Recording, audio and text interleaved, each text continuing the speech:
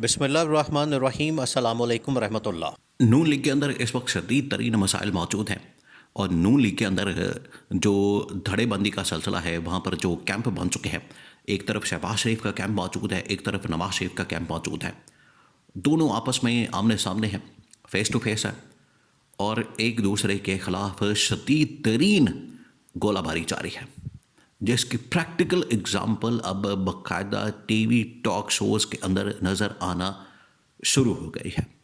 हामिद मीर के शो में, शाहजेब खानजादा के शो में, एहसन इकबाल, राणा सनावला और पंजाब की लीडरशिप, वो सारी की सारी ऐसी मौजूद है जो कि रिप्रेजेंट करती है दो कैंपों को। एक तरफ शहबाज शरीफ का कैंप है, दूसरी जानब नवाज शरीफ का कैंप है।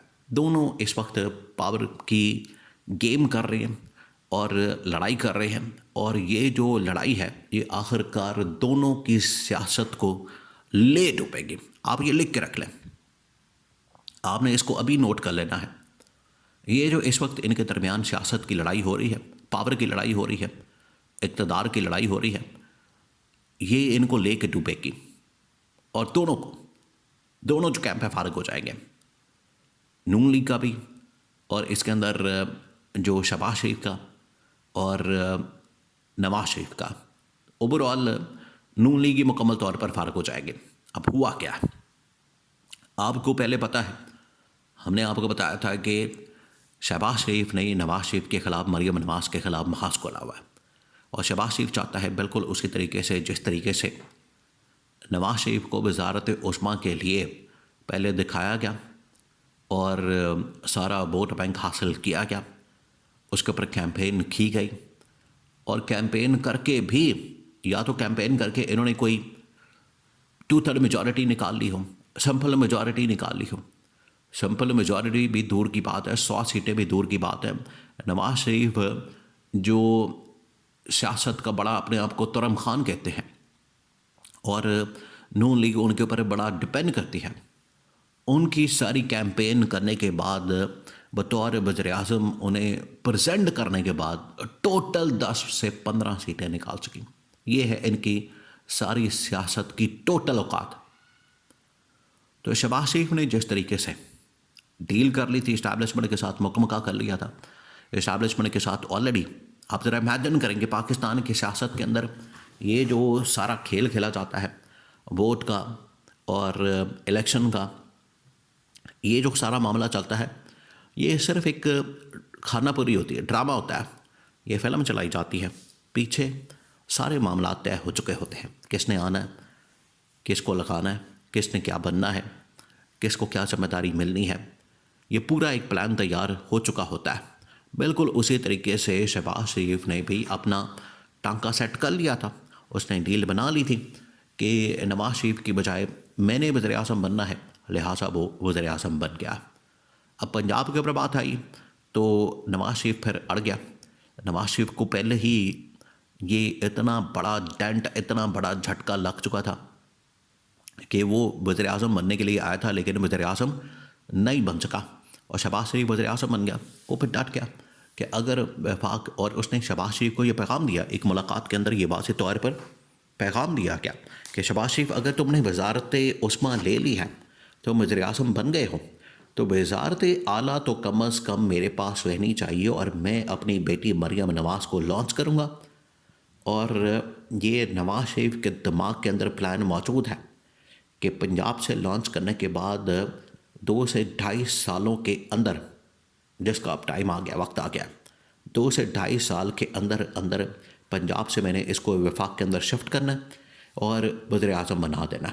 ये है असल में नवाज शरीफ के दिमाग के अंदर प्लान, जिसका इजहार अब राणा सनावला की जानिब से और लोगों की जानिब से किया जाता है कि मरियम नवाज़ अब अगली वज़ीर-ए-आज़म है, मरियम नवाज़ को अगली वज़ीर-ए-आज़म के लिए लॉन्च किया जा रहा है। ये उनकी जानिब से बात की जाती है।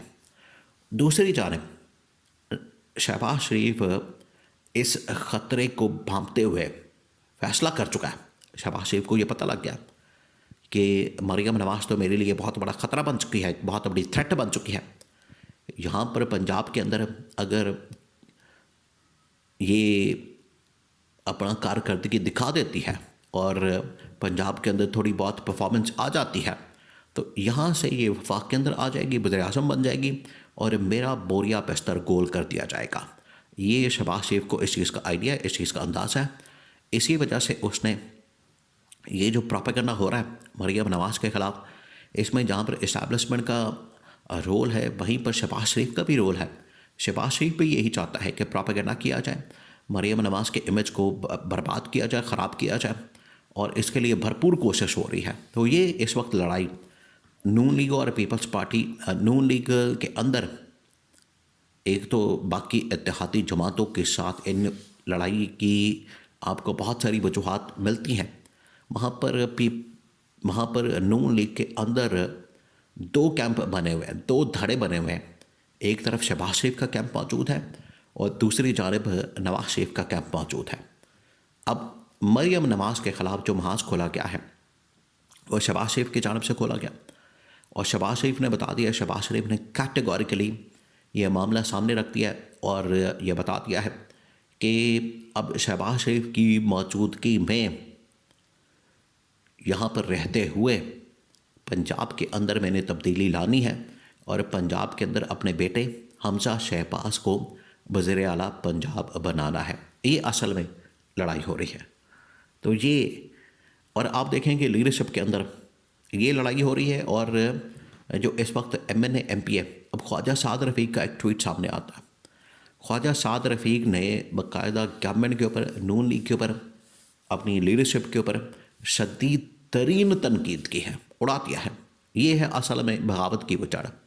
एक कारकुन वर्कर सपोर्टर्स जो थोड़े बहुत बचे हैं नून लीग के, वो अब इन कीमतों की वजह से जो पेट्रोल की कीमतें बढ़ाई गई हैं, इन कीमतों की वजह से अपनी ही लीडरशिप के ख़िलाफ़ नवाज शरीफ, मरियम नवाज़, शहबाज शरीफ इनके ख़िलाफ़ हो चुके हैं।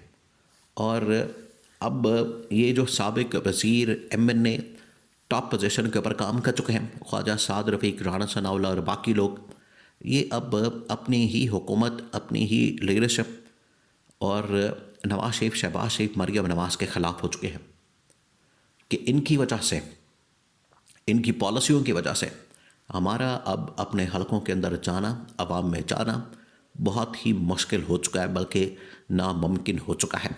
अब हमारे लिए पॉसिबल नहीं है कि हम अवाम के अंदर जाएं, पब्लिक के अंदर जाएं, क्योंकि इतना सख्त किस्म का रिएक्शन, इतना हार्ड किस्म का रिएक्शन आ रहा है कि अगर हम पब्लिक में जाएंगे, अगर हम अवाम में जाएंगे तो हमें जूतियाँ खानी पड़ेंगी, हमें गालियाँ खानी पड़ेंगी। ये अब हालात बन चुके हैं। तो नवाज शरीफ, मरियम नवाज, शहबाज शरीफ तो तस्वर भी नहीं कर सकते कि अवाम के अंदर जाए। अब उनके कारकुन भी डिफेंड करते हुए अब तौबा कर चुके हैं कि हमने डिफेंड नहीं करना, और डिफेंड करते हुए डरते हैं कि कहीं हमें इनके दिफा करने की वजह से, कारकुन के अंदर ये खौफ पाया जाता है कि अपनी लीडरशिप का, शरीफ ख़ानदान का दिफा करने की वजह से हमें जूतियों का सामना ना करना पड़े।